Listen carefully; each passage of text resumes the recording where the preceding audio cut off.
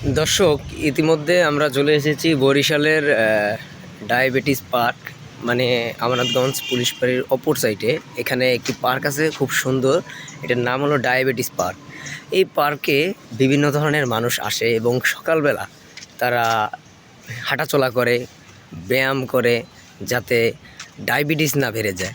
এজন্য এই পার্কে কিছু চত্বর রাখা হয়েছে, মানে আপনার দুই ভাগে, যেমন আমি হাঁটতেছি এই যে পিছনের রাস্তা, এরকমভাবে কয়েকটি ধাপে ধাপে আপনার পুরো চারদিক হাঁটাচলা করলে আপনার ডায়াবেটিস কমে। সেই জন্য এই পার্কের নাম রাখা হয়েছে ডায়াবেটিস পার্ক। এবং পাশে আছে তিনটি পুকুর আছে। তিনটি পুকুরের ভিতরে একটি পুকুর আমি আপনাদেরকে দেখাবো। এই পুকুরে আছে আপনার শাপলা, কি সুন্দর সুন্দর লাল শাপলা আছে। এই দেখুন, ভিডিওতে দেখা যাচ্ছে এই যে লাল শাপলা কি সুন্দর ফুটে রয়েছে। আর দুই পাশে আছে চত্বরের ওই দিকে দুই পাশে দুইটি পুকুর, মাঝে রাস্তা, যাতে মানুষ প্রাকৃতিক পরিবেশটা খুব সুন্দর হয়।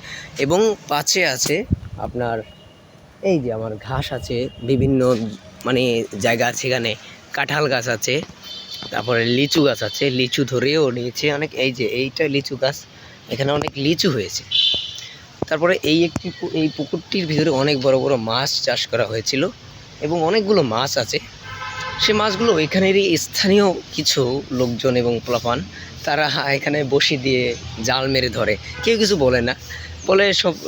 সেই জন্য তারা এক এক সময় আবার বেল গাছ আছে, মানে প্রয়োজনীয় অনেক কিছুই, ফল ফ্রুট গাছ আছে এখানে। এখানে এখন আপনার কি সুন্দর শাপলাগুলো দেখতেই খুব অসাধারণ।